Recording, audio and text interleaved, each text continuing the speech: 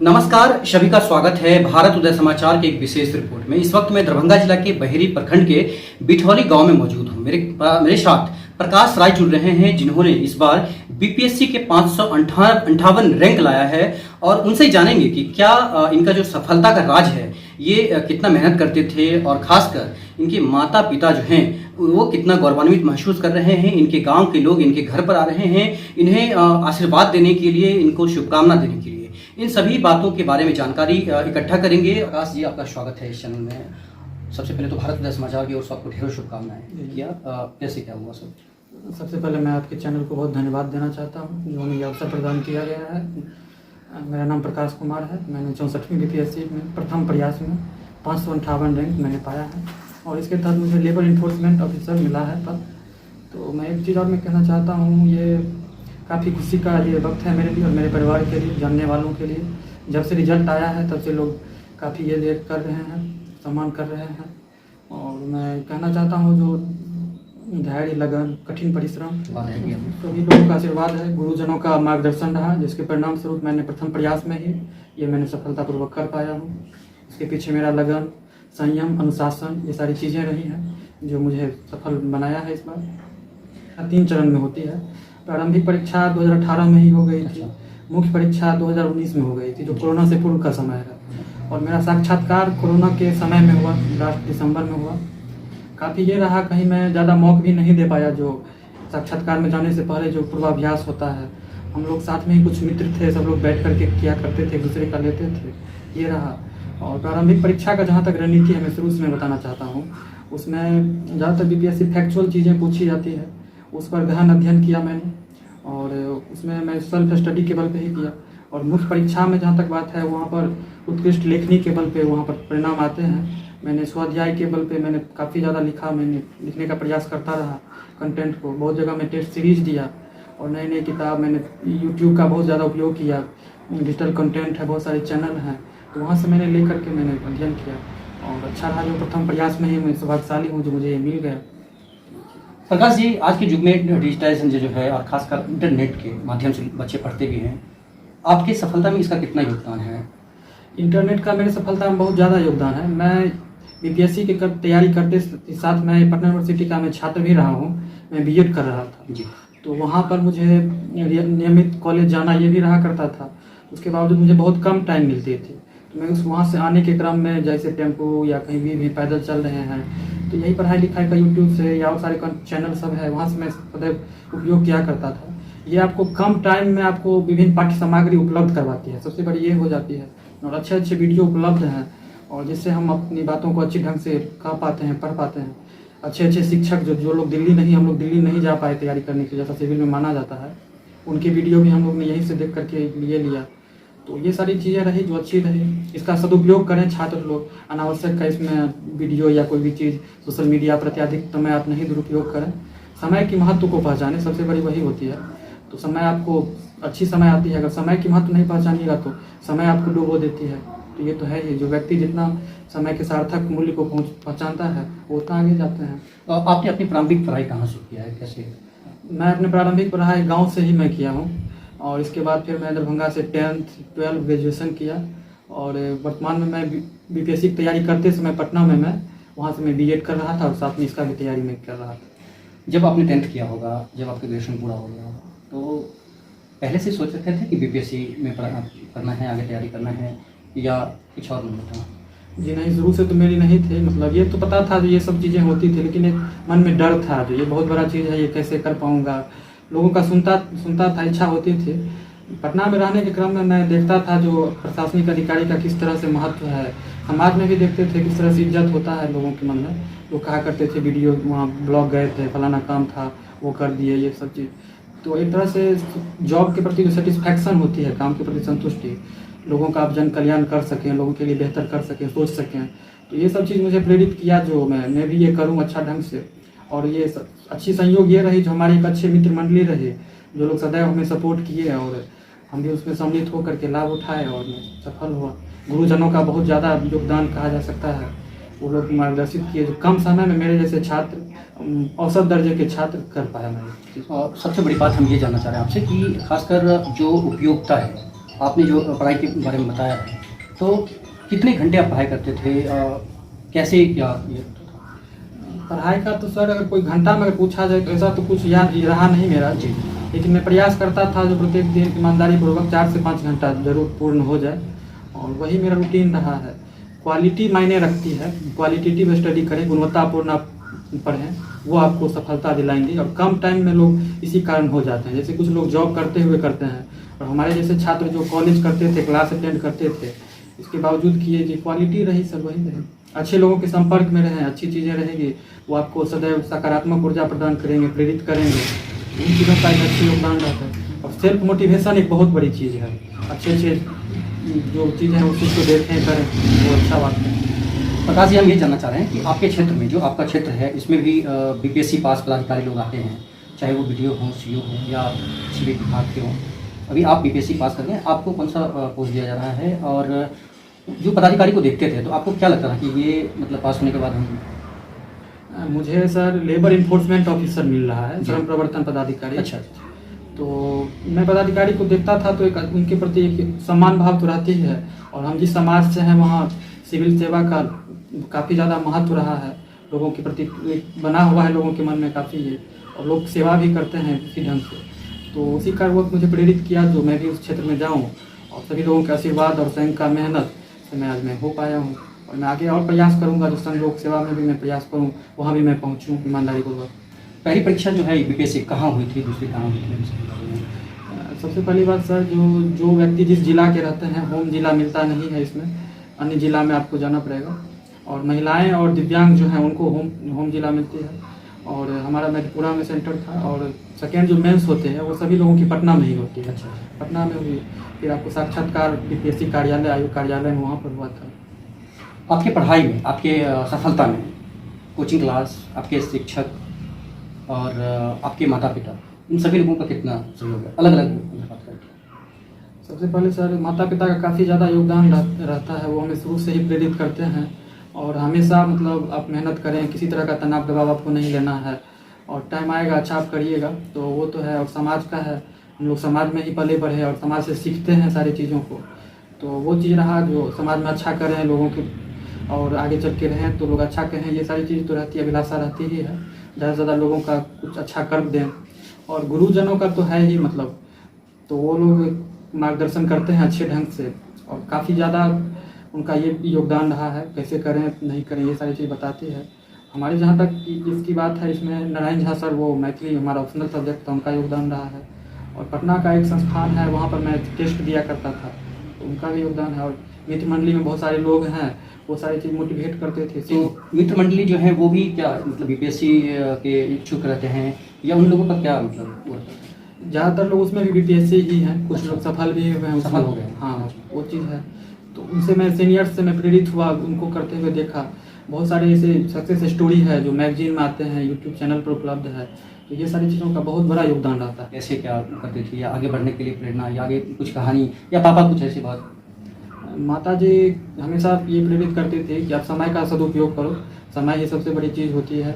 और मेहनत करने के लिए आप असफल जब मैं भी होता था, मैं काफ़ी ज़्यादा मैं इंटरव्यू तक मैं या अंतिम मेरिट में मेरा नाम नहीं बना, तो कहती थी आपको हताश हिम्मत नहीं हारना है, आप करिए, एक टाइम आएगा आप ज़रूर करिएगा, इन सब चीज़ों के बारे में नहीं सोचिए। एक परीक्षा के कारण ही आपका किस्मत का निर्धारण नहीं होगा, आप आगामी परीक्षा के लिए उतना ही उत्साह, जोश, सकारात्मक ऊर्जा के साथ आप लगिए। तो वो एक अच्छी पहल हमेशा प्रेरित की, तो उनका योगदान को कभी ये मैं नहीं कर सकता हूँ, ऋण को चुका सकता हूँ। पिताजी भी काफ़ी ज़्यादा प्रेरित किए, हमेशा करते रहे हैं। और सब परिवार के सदस्यों को, बहन लोग हैं, उन लोगों का भी काफ़ी ये रहा। और सभी बड़े बुजुर्गों का हमेशा मुझे आशीर्वाद मिलता रहा, जिसके कारण मैं कर पाया हूँ। सब भाग्यशाली हूँ इसके लिए। पास होने के बाद जब आपका रिजल्ट घोषित हुआ तो आप कहाँ थे और कैसे पता चला, और उसके बाद परिवार के लोगों का रिएक्शन कैसा था? सबसे पहले परिणाम को लेकर के एक डर तो रहती ही है, सिविल सेवा में काफ़ी अनिश्चितता का ये रहता है। तो जब पता चला तो विश्वास नहीं हो रहा था जो मैं कर पाया हूँ। और जब सब लोगों को मैंने बताया तो काफ़ी प्रसन्न थे। गांव के लोग कहे जो चलो गांव में पहला व्यक्ति है जो तुम किया है, अब आने वाले टाइम में और ज़्यादा से ज़्यादा लोग करेंगे, तुमने मान सम्मान रखा है। ये काफ़ी एक खुशी का माहौल है, गांव में भी है जी। सभी लोग के लिए एक अच्छी बात है। मम्मी पापा से कैसा आशीर्वाद मिला उसके बाद? मम्मी पापा ने कहा चलिए आपने आज कर लिया जो आपको करना था, मतलब और आगे आप बढ़ें, ऐसे ही उनका सदैव आशीर्वाद रहता है। आप यहीं तक रुकेंगे या आगे और? आगे मैं करता रहूँगा, मेरा भी काफ़ी उम्र है, मतलब मैं दे सकता हूँ समलोक सेवा में या राज्य में भी, मतलब मैं प्रयास करूँगा जो उच्च स्थान और मैं प्राप्त करूँ। और मुझे विश्वास है जो मैं इसी संयम अनुशासन के साथ में करता रहूँगा तो एक दिन मैं कर लूँगा। अच्छा, कभी लालटेन या कभी ऐसा जो गांव घर में होता है डिबिया, उसमें पढ़ाई किया था आपने कभी? जी बिल्कुल, मैं लालटेन डिबिया में मैं पढ़ा हूँ। और बिजली तो हमारे यहाँ पर नियमित रूप से 2015 के बाद आना स्टार्ट हुआ है। तो वो एक ऐसा दौर हुआ करता था जो कभी मतलब आंधी तूफान आई उस टाइप में तो लालटेन डिबिया बुझ गया, उस टाइप में किसी कीड़ा बहुत आने लगे, रोशनी पर आने लगी। तो वो एक अलग टाइम था, वो भी दिन हम लोग देखे। हाँ, लेकिन मतलब पढ़ाई करते रहते थे, जी छोड़ते जी नहीं जी। ऐसा। और विद्यालय, गांव के विद्यालय में जहाँ जाता था अब भवन बन गए, वहाँ भवन नहीं थे, पेड़ के नीचे में हम लोग मतलब, यहाँ तक कि बहुत सारी क्लास कंबाइन हुआ करते थे, 5वां वर्ग, 6ठा वर्ग, 7वां वर्ग, सब एक साथ ही बैठते थे। तो वो था एक अपना था, लेकिन अनुशासन थी गुरु लोगों की, तो काफ़ी अच्छे समय बीता हम लोग का। मैं आपसे एक और सवाल करना चाह रहा हूँ प्रकाश जी, जो लोग अभी तैयारी कर रहे हैं जिनका इस बार नहीं हुआ है, आपकी तरफ से क्या सजेशन रहेगा, क्या कहना चाहते हैं? मैं एक ही चीज़ कहना चाहता हूँ, जो हताश नहीं हो। और असफलता आपको क्षणिक होती है, वो सदैव के लिए नहीं होती है। और दिन आता ही है, एक कहावत है, सौभाग्य न सब दिन सोता है। मैं भी उसी फेज से कितने बार मैं गुजरा हुआ हूँ, मुझे भी कितने बार असफल हुआ हूँ, लेकिन मैं करते रह गया, इसी कारण मैं यहाँ पहुँच पाया। मैं अगर असफल होने के बाद अगर मैं छोड़ता तो मैं भी तकलीफ में, तनाव में रहता। तो सदैव मोटिवेटेड होते रहें, सेल्फ मोटिवेशन बहुत ज़रूरी है, स्वतः प्रेरित होते रहें, इससे आप आगे ज़रूर बढ़ेंगे। और अच्छे लोगों के संपर्क में रहें, वो आपको सकारात्मक रास्ता दिखाएंगे। और नेगेटिविटी को, जो नकारात्मक, उससे दूर रहें, वो सबसे बड़ी चीज़ है।